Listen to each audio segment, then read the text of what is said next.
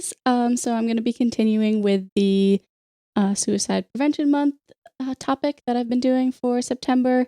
So this video is going to be about how to help someone who is suicidal.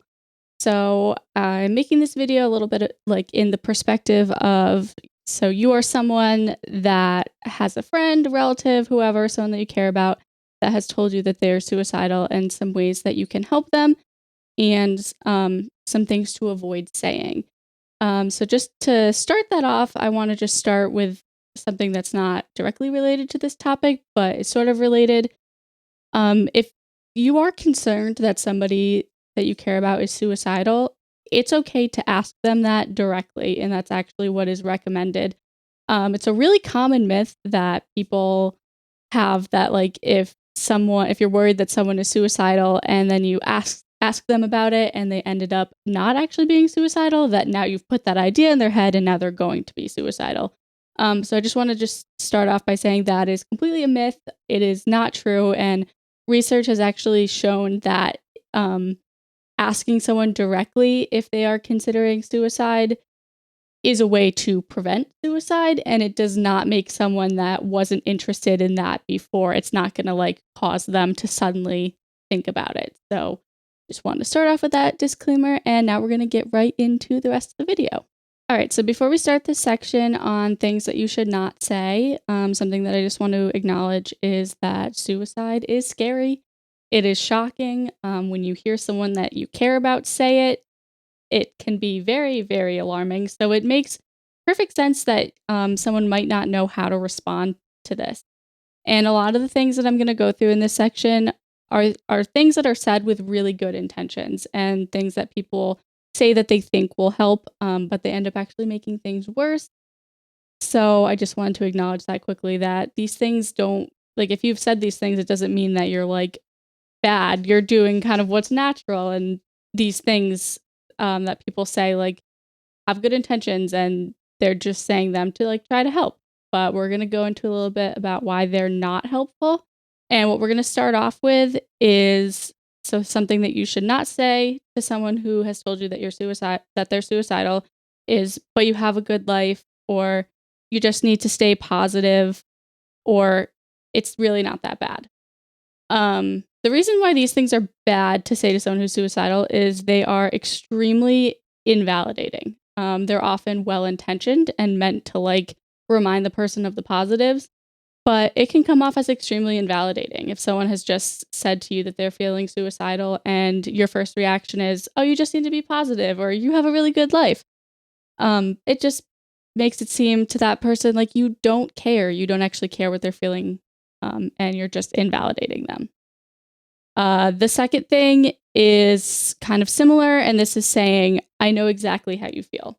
So a lot of people say this because they think it'll help them relate to the other person, and just to try to show that they're, being understanding and caring. But it's impossible to know how someone is feeling. There's no possible way that you can feel exactly the same way that they are. So it, again, is invalidating, and then it ends up shifting the conversation away from the person who's suicidal and onto you, which isn't really helpful. The third thing is you have a lot to live for. And again, like some of the things in the first example, like this is meant to be like positive. This is meant to like remind the person that they have good things in their life.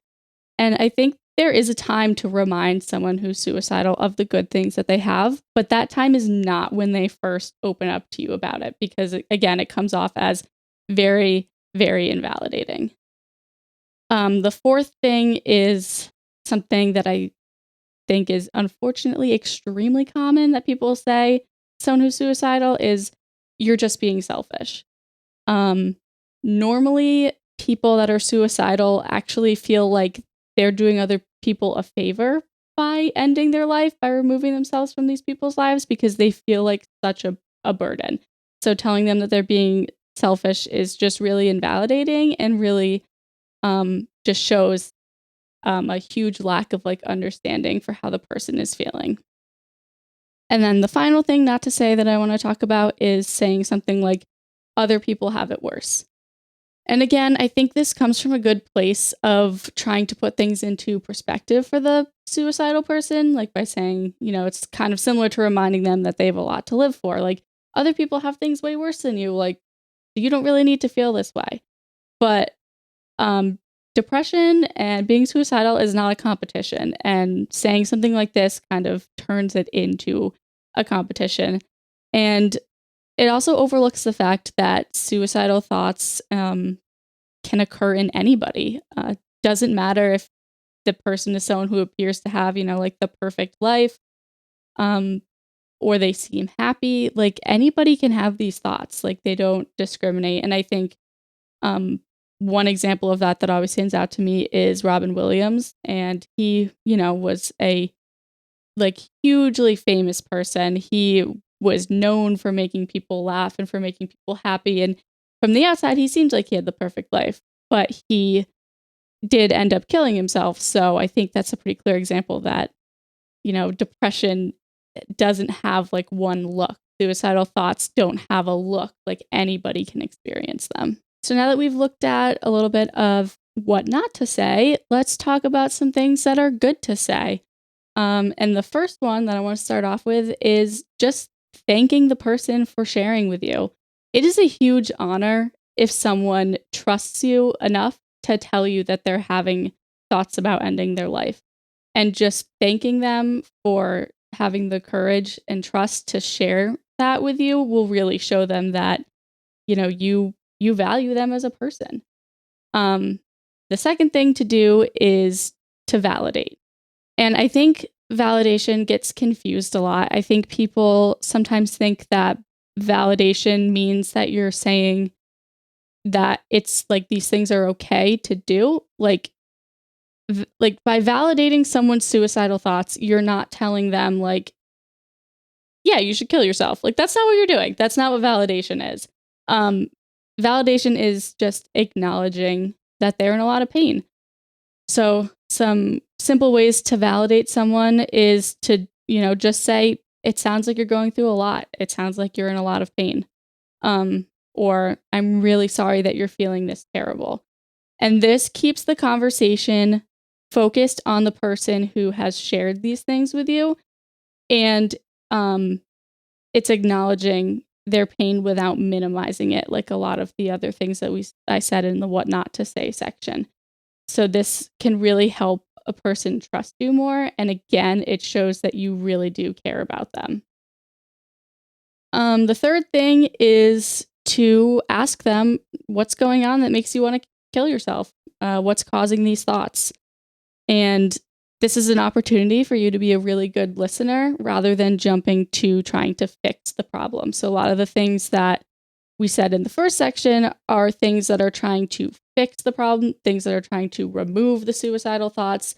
But this is allowing the person to open up further, which can be hugely helpful to someone who's suicidal. Just having someone that they know wants to listen to them can be great. And often people that are suicidal, they feel like a burden. So they don't want to volunteer more information than they think that you want.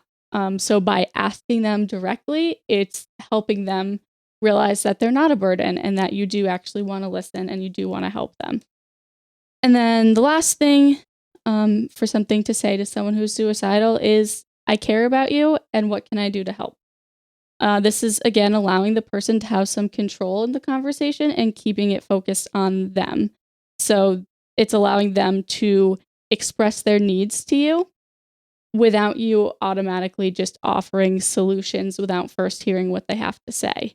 And I think kind of based on how your conversation's going, if you've allowed them to express some of their needs, you can also suggest some things. You can ask them things like, do you want to talk more about it? Do you want to talk more about what's going on? Or something like, do you want help maybe finding a therapist or finding, a psychiatrist, finding a professional to get you some more help? But before you offer suggestions, you should always let the person express what their needs are to you first. So to just kind of conclude and wrap up this video, I think overall, one of the biggest things to remember if you're having a conversation with someone who has expressed to you that they're suicidal is to listen and validate. Those are the two biggest things. Don't make the conversation about you. Don't try to make them feel guilty for having these thoughts, and don't rush into giving them solutions. Just allow them to have some space to talk to you about what's going on. Because again, they've trusted you enough to share this with you, and that means they value you a lot and they want your help and support. So you can do that by just listening and validating and not rushing to solutions.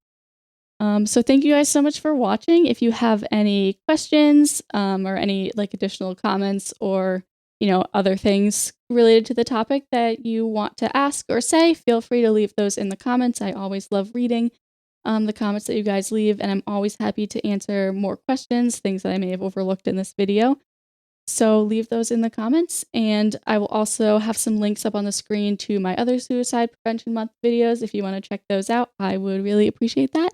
And thank you guys so much for watching, and I hope you guys have a great rest of your day.